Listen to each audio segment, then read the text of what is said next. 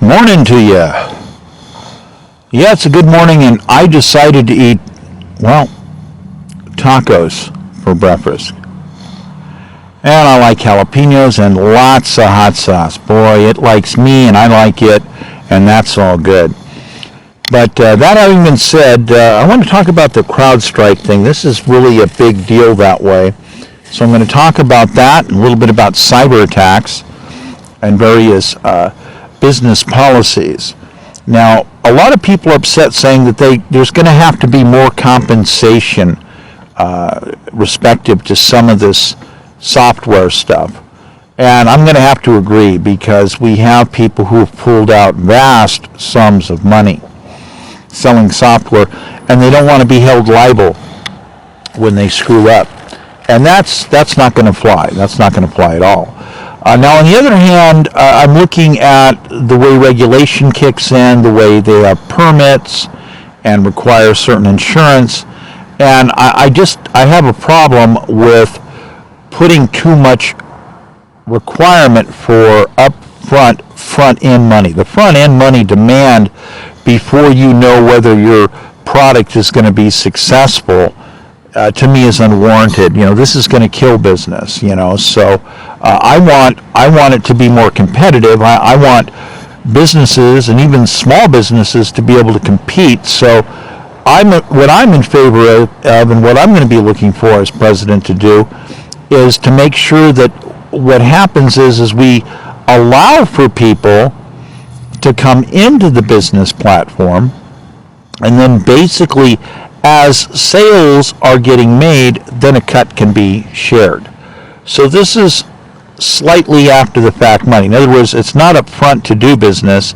It's, by the way, when you're selling these products, this is going to be a quarterly. In some cases, I'm thinking even a monthly charge. We've got some of these mega companies, and I'm thinking that these much larger companies can give the cut monthly as money comes in. Now, granted, sometimes the money's late, so forth, etc. But I think that would be warranted in some situations. And the starting out companies, they're going to have to be looked at too. But I'm in favor of more of a quarterly thing. In other words, allow them to get the ball rolling, get the money coming in the door, and as the money's coming in the door, again, that's when a small cut comes out. So I'm really more in favor of that. I'm in favor of prorating permit cost. I've seen too many types of businesses across a wide scope where there's been a lot of people putting a lot of cash up front to get something done, and there's no guarantee that it's going to work. It's kind of like people going out after minerals. You're going out after minerals, sometimes there's no guarantee that you're going to make the real big strike, for some company. Other people know more about what they got. They got a bigger investment. They know from samples of a region what they got. They know what they're going to be running into. That's a little bit of a different thing. But, again, I'm into the understanding of any cuts coming in after the money just starts to come in, not before. So, because I want to be able to see companies succeed rather than fail. Because then, if it's failing and it's not working, they're not going to pay as much money. And, so you could look at zones, for instance, on various types of zones, and give consideration that, okay, if they don't hit a certain mark point, they're not even going to basically be, treading water. So if that's a situation, then we have to have an extremely low cut or no cut situation off the money coming in, because you have to allow that if people are going to risk money to go into something and it doesn't work, there shouldn't have to be all these different charges. It's like we do have some of this NFT token crypto stuff where they want a fee of 2.5%, 2% or whatever per transaction as a tax. And that's not going to fly. That's wrong, because people buy and sell stocks, and you pay based upon a year at a time, based upon a yearly area, and then you figure out, did you make a profit? So I think we need to look at eliminating some of these charges. I think they're unfair.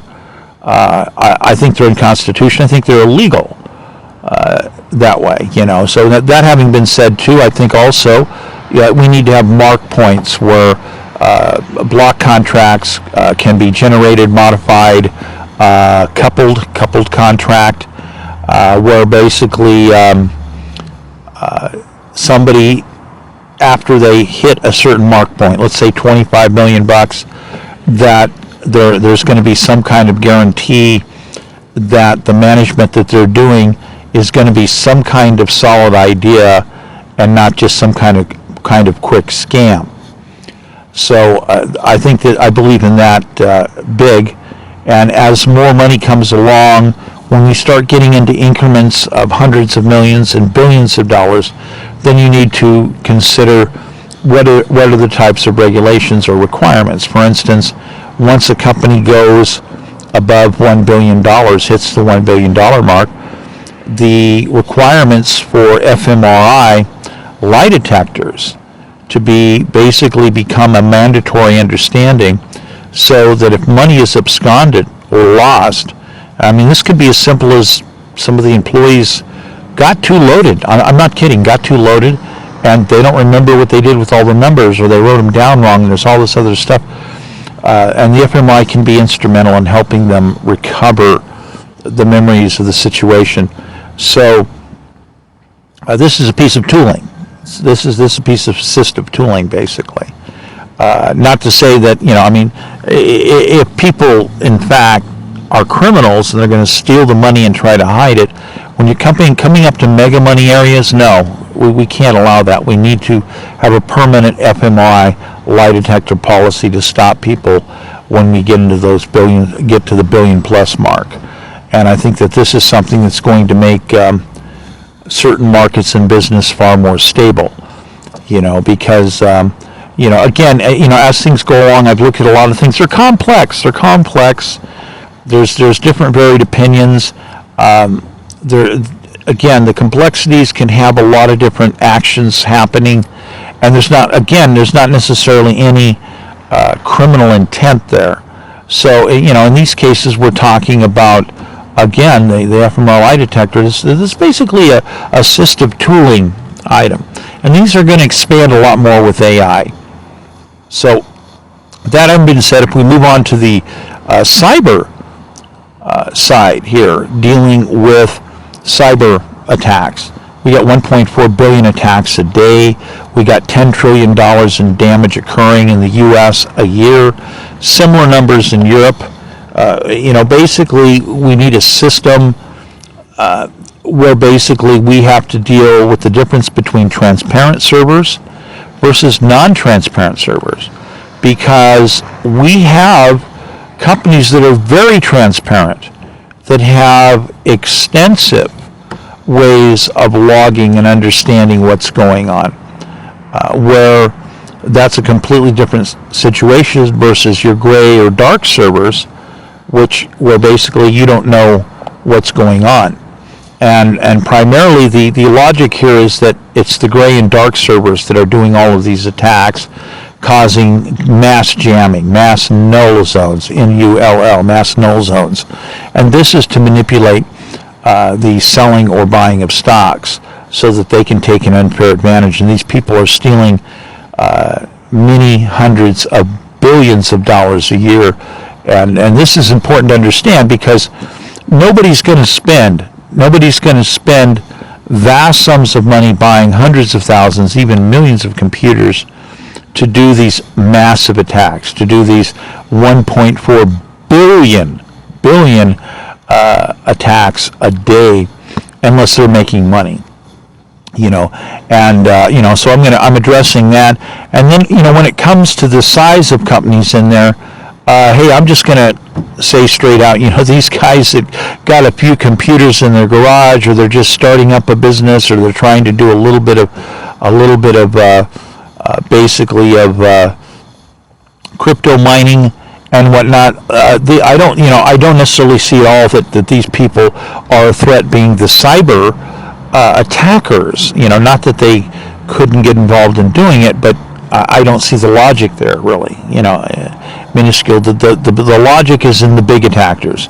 There's big buildings filled with tens of thousands, hundreds of thousands, even million-plus computers that are conducting very serious attacks in conjunction with manipulations of stock and crypto prices.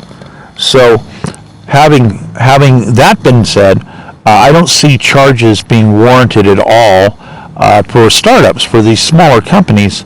Guys struggling servers. I don't see any justification whatsoever to hammer these people with a bunch of permit fees, deposits, insurance, etc. We want to give the maximum opportunity for people with programming to succeed, to excel, to bring new genius into the area.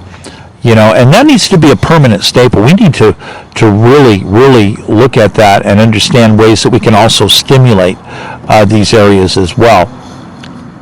Now, that having been said, when we're looking at these mega purchases of computers for gray and dark servers, this is big business territory. They're big intent on this, and since we basically look at this and say, basically 80% of the cyber attacks inside the United States come from the United States, and those are coming from the dark and gray server areas, not from the transparent servers, and not from the new startup guys. It's just not there. I'm very upset by people trying to say, it's a bunch of guys in a garage doing pranks or something that are trying to steal your credit card. I just don't buy that. I just don't buy that, because I've seen too much, I know too much, and the complaint system that the government has to me is inexcusable. It has to be massively upgraded. Putting your credit card in and saying if you don't have a credit card, if there's no credit card effectively to do something like that, then basically there's no way to deal with taking an understanding of what's going on there. It's just there's no logic to that, basically, when we know that null zone is where it's at. That's where these 1.4 billion attacks are coming from every day. So this is the area, when we're looking at the big zones, this is where I want people to pay quarterly or monthly cash percentages and deposits on their actions and activities. And this can be a floating item, because the people who are victims, we're going to put automatic software. And if you're sitting there getting victimized 5 hours a day downtime for being under attack, or the company that you're trying to connect with, your serving company, your internet company is down, we need to track all this and get these cumulative numbers up. Because if you're losing 5 hours a day per person, any person, regular people, deserve to be compensated, and I want to set the minimum rate there at $300 an hour for compensation for people's times, and put the bill solely on the gray and black servers, respectively. That's the idea. So, bringing that out, and that all having been said, the understanding here that what I'm trying to get done here is give people an idea of what I'll sign or what I'll veto, or if I'm, going to line item something, what I'm going to line out, so this is important, because I want to see things be fair. I want to see them move along. There's a lot of people say might be ridiculous. How is it ridiculous? We have $10 trillion in damage a year being done from cyber attacks. And, collectively, if you got people that want to operate those gray and dark servers, it's kind of a no-brainer to say, yeah, you guys are in the pool of people that we're trying to sort out the mess with. So until we can get the better equipment installed, which I have a lot of ideas on myself, and get a different mechanism going, we're going to have to immediately put something in play to deal with certain things. So these people have the money.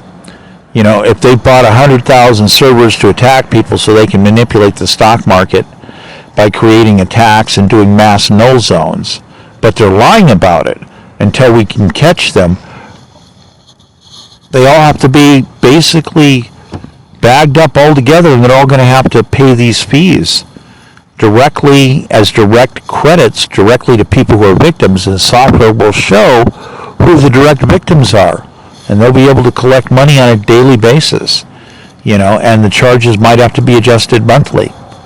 Whatever that's going to have to curtail to happen, we have to do this.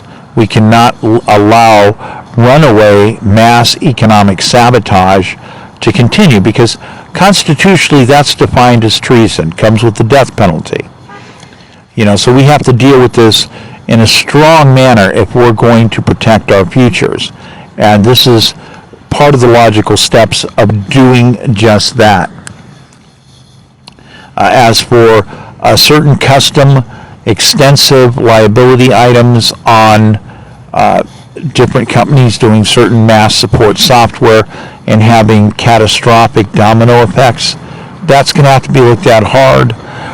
There's going to have to be some kind of understanding for some kind of back toe of insurance to be affected into that situation somehow. So that'll be looked at as to how to practically do that.